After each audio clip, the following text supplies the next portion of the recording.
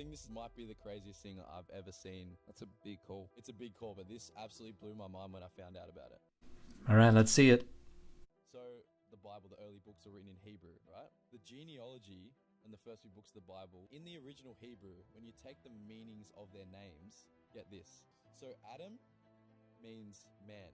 That's like the original translation. Seth is appointed. And then the first 10, I'll read out each of their names, their meaning. It actually spells this. Man is appointed mortal sorrow, but the blessed God shall come down teaching.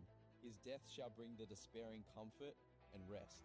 What? Wow. So this claim originally comes from Chuck Missler, who has no relevant expertise, and there are two glaring sets of problems with this claim. The first is the utter arbitrariness of the claim. Genesis 5 is a genealogy embedded within a broader narrative. We're isolating a specific set of names, ignoring the 3 names of Noah's sons mentioned in the last verse of Genesis 5. These names also occur multiple times. They're repeated within this narrative, but we're just taking one occurrence of all but the last 3 names, plucking them out of their narrative context, lining them all up one after the other, and then adding a specific predetermined set of function words so that we get the desired sentence. So this is entirely arbitrary. This is not how messages were communicated in narratives, in texts. There's no manuscript that has these names all listed like this. The bigger problem, however, is that the meanings that are provided for these names are often incorrect, and whether they are correct or incorrect, they're also often misused in the context of this sentence. So here's a chart showing the names from Genesis 5, showing the meaning that Missler claims, and then showing some actual etymologies. And if you would like a good discussion of the meanings of the names in the primeval history, Genesis 1 through 11, I would highly recommend Richard Hess's book, Studies in the Personal Names of Genesis 1 through 11. But to start, Adam, this is not a difficult one, human/man. Seth, Shet in Hebrew, comes from the verbal root sheet, which means to put or to place. Now, this is one of the big problems with a lot of proposed etymologies for these biblical names. The idea of appointed is based on the folk etymology that is provided in the narrative. And a lot of times these folk etymologies are secondary. They're not what the names were originally intended to mean. They are etymologies that were made up and then written into these narratives. So the name is really he put, he placed, something like that. It probably had a theophoric element originally, a divine name attached to it, so that it could be a specific deity put or placed. Now, in the narrative, it is God who has appointed.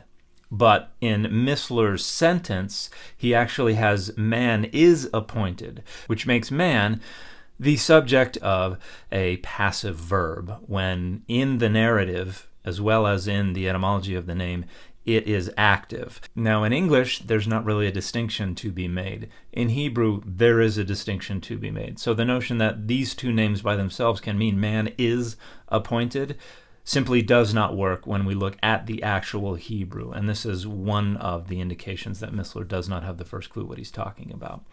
Enosh, mortal, that's okay, I guess, as a noun, but this is really just a synonym for Adam, so it means human/man.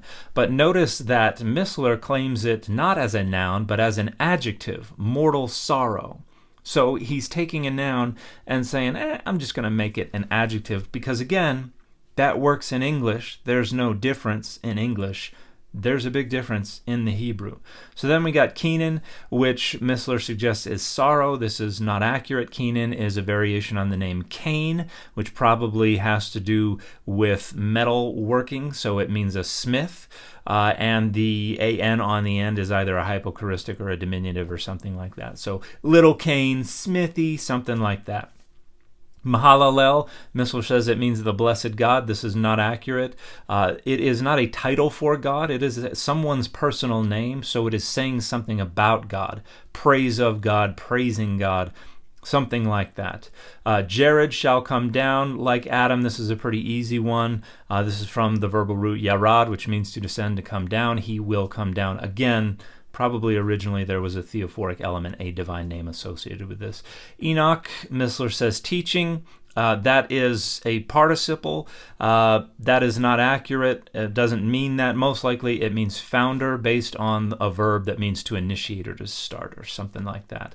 Methuselah, his death shall bring. This is a common folk etymology, but a better etymology is man of Shalach, where Shalach is probably a divine name, so some kind of deity named Shalach.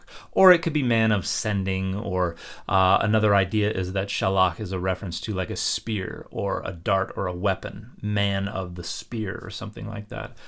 It does not mean his death shall bring, and even if we tried to interpret it that way, it would actually be his death will send, not bring, but bring is necessary for the desired sentence, and so he has to just ignore what the verbal root shalach actually could mean. Lamech, the despairing, this is probably the most ridiculous one. We've just arbitrarily added a definite article. We've put it in a participial form. We're using it as a plural noun. None of that is supported by the Hebrew at all. We don't really know for sure what Lamech means, but it probably is based on something that means a strong man or something like that. And then Noah, rest or comfort. Yeah, Noah means rest. But notice we're taking the two different senses that could be possible. It could mean rest, it could mean comfort. And in the sentence we're saying, no, it means both at the same time. It means rest and comfort, which is not how language works. This is not an accurate representation of what these names mean. There is no sentence in Genesis 5. There is no hidden message in the Hebrew. This was made up by someone who did not know Hebrew. And finally, the fit for this video, Sugar, is rogue.